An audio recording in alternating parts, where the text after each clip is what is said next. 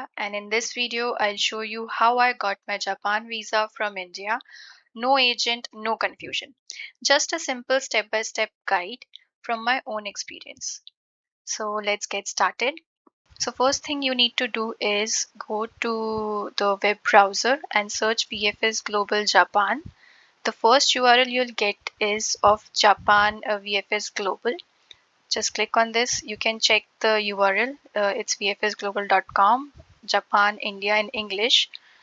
So if we go and visit this site, here this you can verify because there are many fraud sites as well. You never know which site is which. So just look for some small symbols like VFS Global, authentic, applying for Japan visa. Yeah, correct. Go down below. So here is the visa information. So based upon your region, select any of these tabs here. So I'll be showing you how to apply from Maharashtra. So basically you can go to this button here, click here. So there are two ways you can apply for a Japan visa. It can be either through VFS Global or directly at the Japan consulate based on your location. I submitted mine in Pune through VFS, so I'll be showing that process to you. There are different types of visa. So if you will come to this page where you have to select which type of visa are you applying for. There can be a business visa, student visa, tourism, temporary visa for sightseeing without guarantor, temporary visa for sightseeing with guarantor. So I'll explain difference between these two because most of the people that are here and watching this video, I can guarantee that 80% of them are tourists and they're looking how to apply for a visa, Japan visa. So for tourist visa, you can be either applying without guarantor or with guarantor. With guarantor is that you have someone who will be paying your expenses, that is staying in Japan, and he or she will be guaranteeing your stay during Japan. So those who have someone relative or friends who are guarantor and are paying for their stay or staying at their place would have to apply through this particular field. Otherwise, normal tourists, no one, no relatives or no friends guaranteeing the stay or the pay would have to apply through here. That is the without guarantor temporary visa. So once you select this, you will get an overview that this visa is valid up to 90 days. That is the 3 months period. Go to the next step, next tab. In the next tab, you'll see the fees details or the fee structure that would be applicable under this visa type. So for Indian single entry visa would be 450 rupees. Apart from this 450 rupees, please do remember there in the VFS Global, they'll charge you an extra cost of 800. That is their service charge. So this fees will also be applicable. And in case if the visa is rejected or not approved by consulate, then this visa fees will be refunded back to you at your original payment method. So there is one another point you can look here. If you want a courier service, that is once the visa is stamped to your passport and you want the passport directly come to your home location, you can opt for that. And but a nominal charge of 550 rupees would be applicable in that case.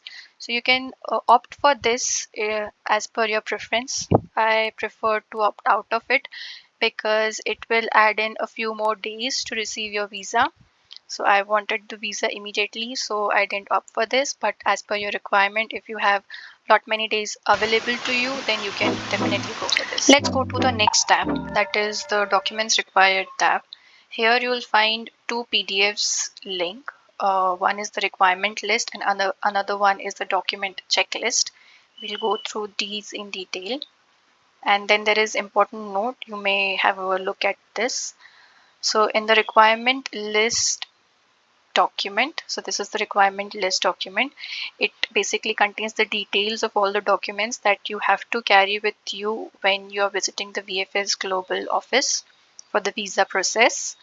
So all the photocopies should be on the A4 size page.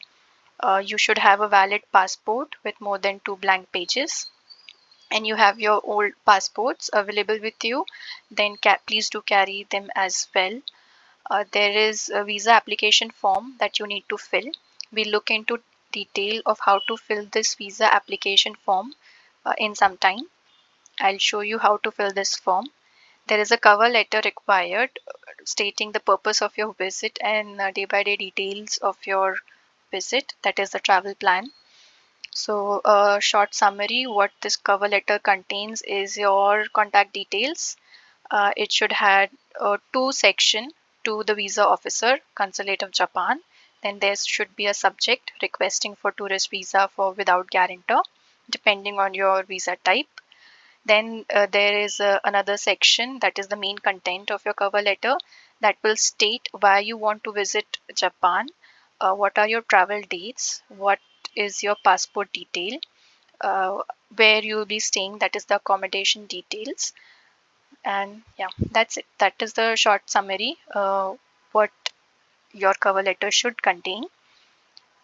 Then there is a detailed itinerary. So detailed itinerary is your day by day, um, where you will be visiting, what you will be doing. So I already made my Japan travel itinerary of 15 days.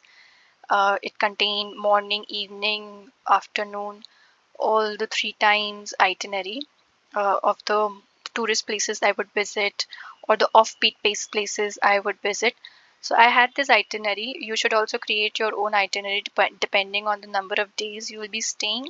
It should not be a very vague itinerary because it can be one of the reasons that your visa may get rejected if they found that your itinerary is not relevant or doesn't seem to be of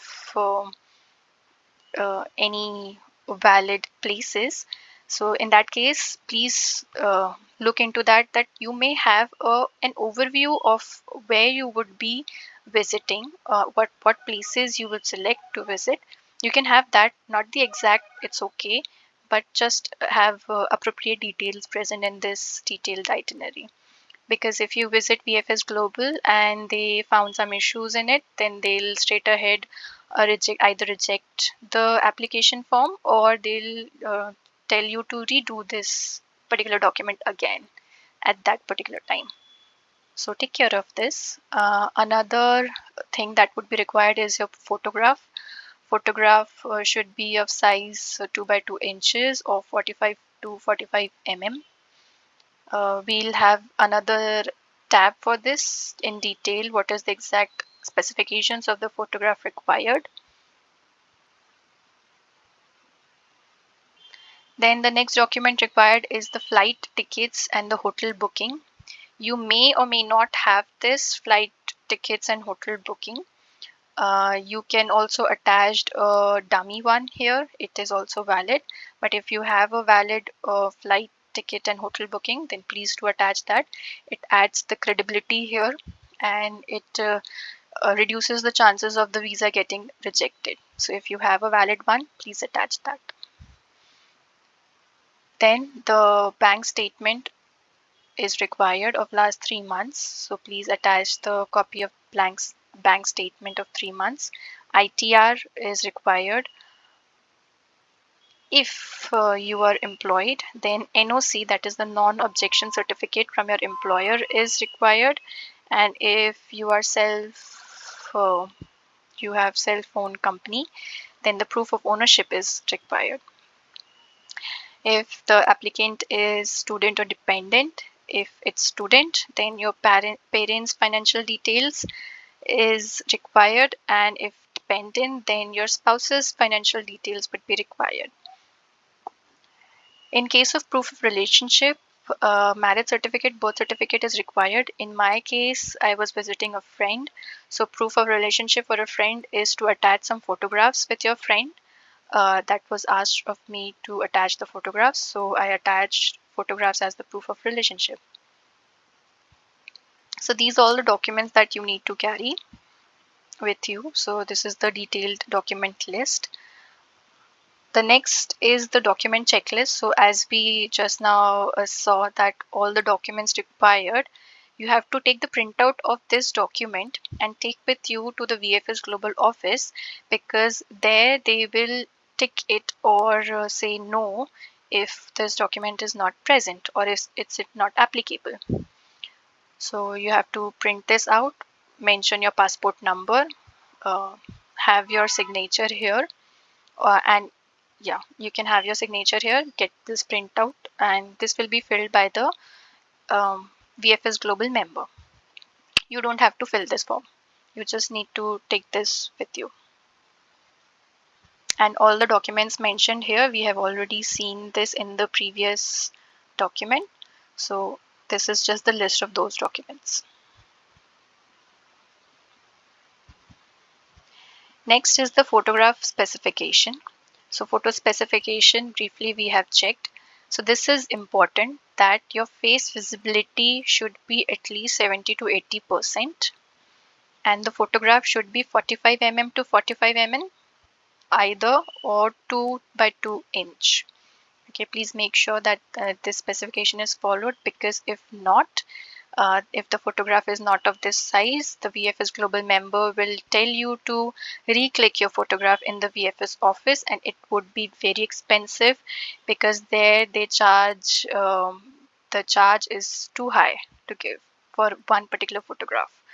So please carry your valid photograph with you with the face visibility of 80%. The next is the processing time. So it doesn't take much time to get your Japan visa. Mine came back in approximately 5 days. I received my visa in 5 days.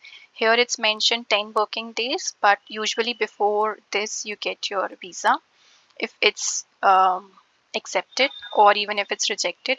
In case if it is rejected, what you will receive is an envelope with having your passport without the stamp, and if it's accepted, then your passport would be with the Japan visa stamp.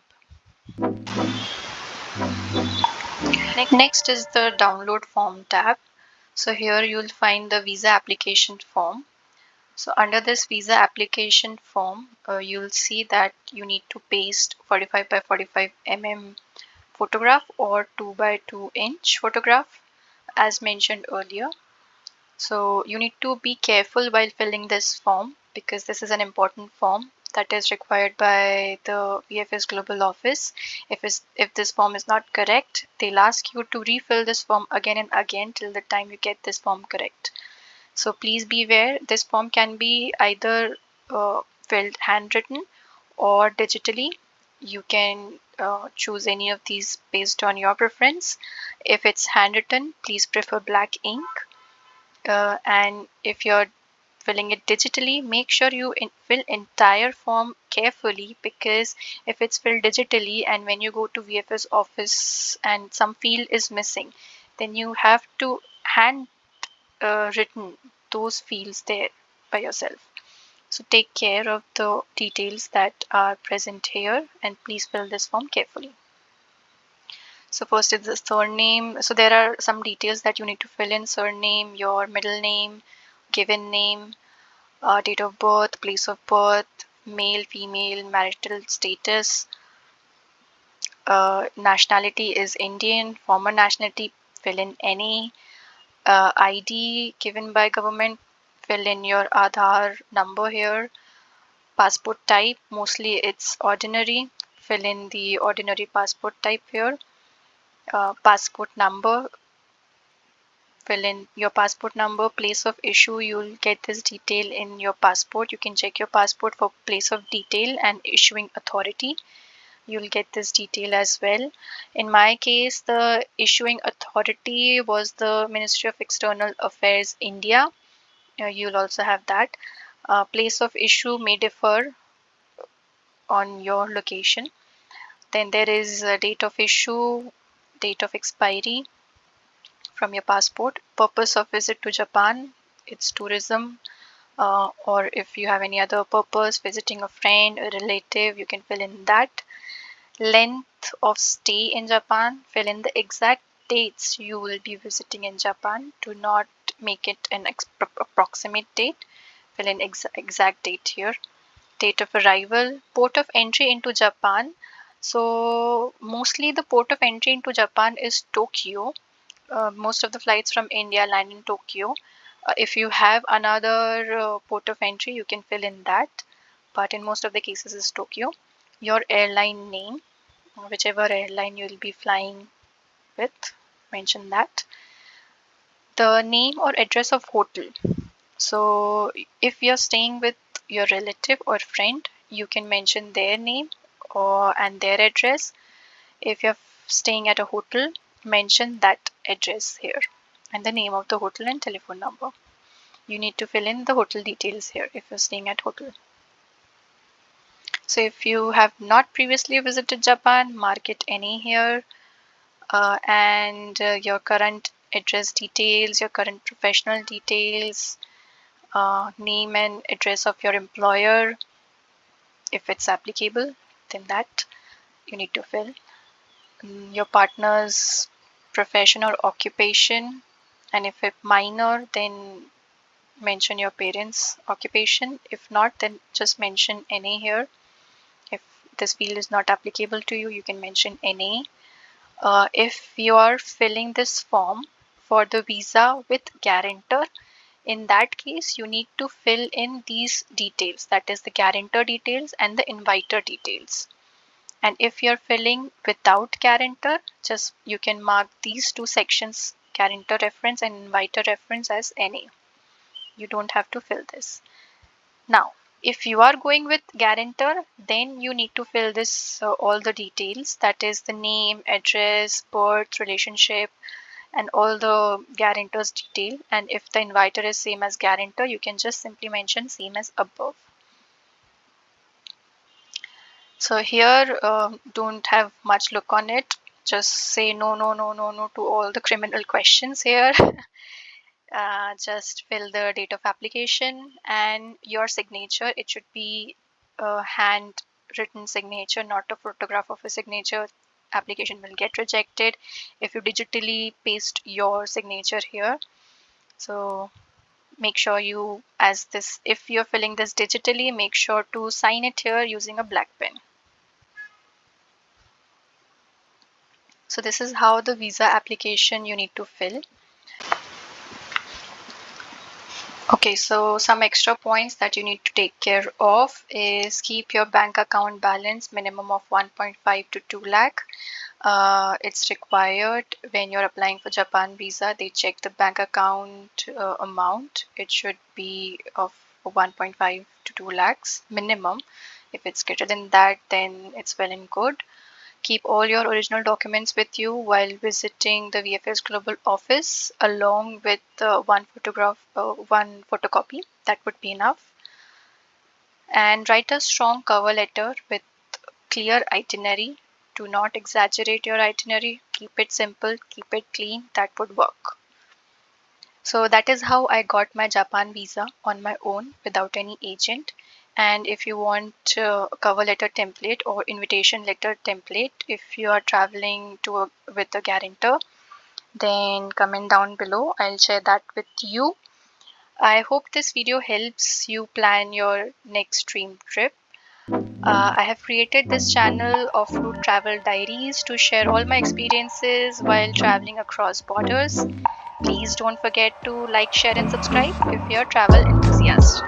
Thank you. Bye bye.